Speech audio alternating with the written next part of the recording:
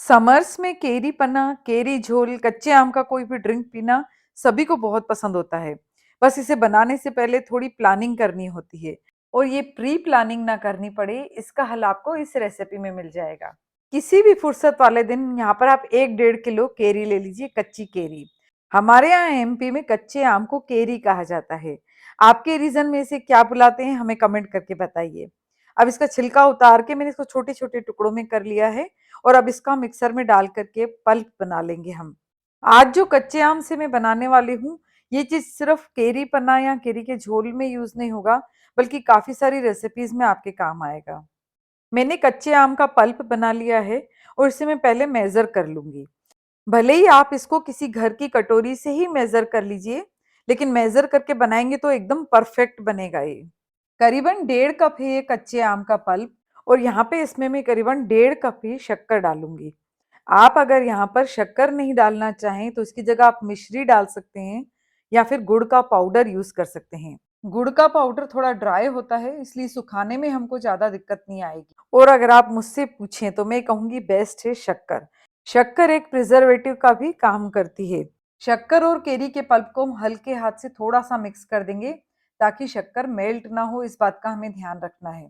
अब इसे हम 2 थालियों में डाल करके फैला देंगे और फैला के इसे हम ड्राई करने के लिए रखेंगे। लेकिन ड्राई हमको यहाँ पर धूप में नहीं करना है, क्योंकि अगर हम धूप में रख दिया इसको तो शक्कर पिघल जाएगी और ये पतला हो जाएगा और फिर ड्राई होने में बड़ी मुश्किल आएगी।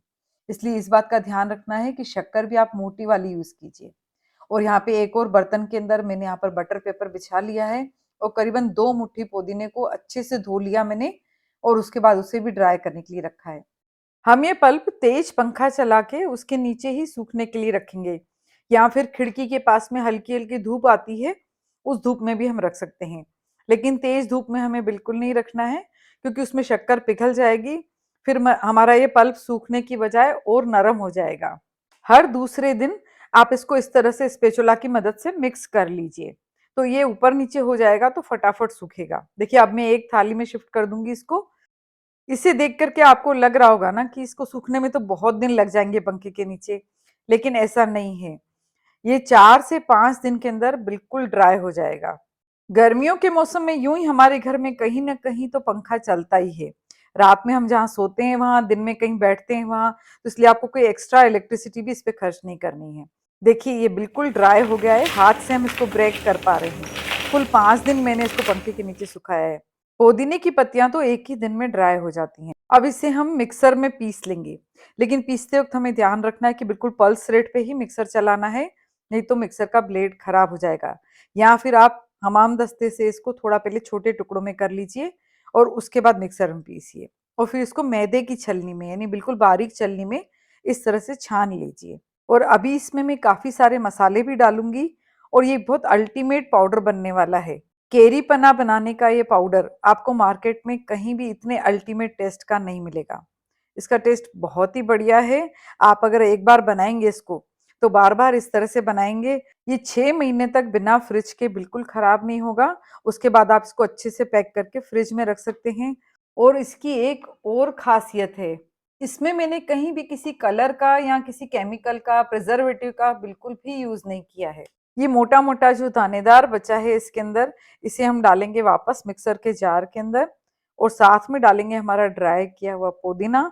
और अब इसमें डालेंगे हम आधा चम्मच सादा नमक, आधा चम्मच सेंधा नमक, आधा चम्मच काला नमक, आधा चम्मच काली मिर्ची पाउडर, 1 चम्मच भर के डालेंगे जीरा पाउडर और यहाँ पर हम डालेंगे 1 चम्मच का 8वां हिस्सा हींग का पाउडर, आधे चम्मच से थोड़ा कम अदरक का पाउडर और एक छोटा पाउच में डाल रही हूँ यहाँ पे बाजार का तैयार जो मिलता है जलजीरा पाउडर। वो ये पूरी तरह ऑप्शनल है, लेकिन इससे टेस्ट थोड़ा बढ़ जाता है। और अब इसे मिक्सर में हम फिर से पीस लेंगे, बिल्कुल पाउडर होने तक, बारीक पाउडर होने तक पीसेंगे, क्योंकि अब मिक्सर खराब होने की कोई डर नहीं है। पहले बड़े बड़े टुकड़े थे इसलिए मिक्सर खराब होने का डर था।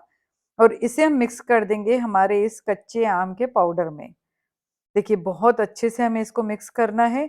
चाहे तो आप इसमें हाथ डाल करके हाथ से मसल मसल के इसको अच्छे से मिक्स कर दीजिए, ताकि सभी मसालों का जो टेस्ट है वो अच्छे से इस पाउडर में समा जाए। इस पाउडर से सिर्फ केरी पना नहीं बनेगा, बल्कि हम इसको एक चाट मसाले की तरह यूज कर सकते हैं, जैसे कि फ्रूट चाट बनाने में या नॉर्मली कोई भी चाट बनाने में इस मसाले का यूज़ करिए, बहुत ही अच्छी बनेगी वो चाट। इसे आप पानी पूरी का पानी बनाने में भी यूज़ कर सकते हैं, इसे आप छोले बनाने में भी यूज़ कर सकते हैं। छोले की सब्जी में आप 1 चम्मच भर के डालिए, उसका स्वाद बहुत ही बढ़ जाएगा।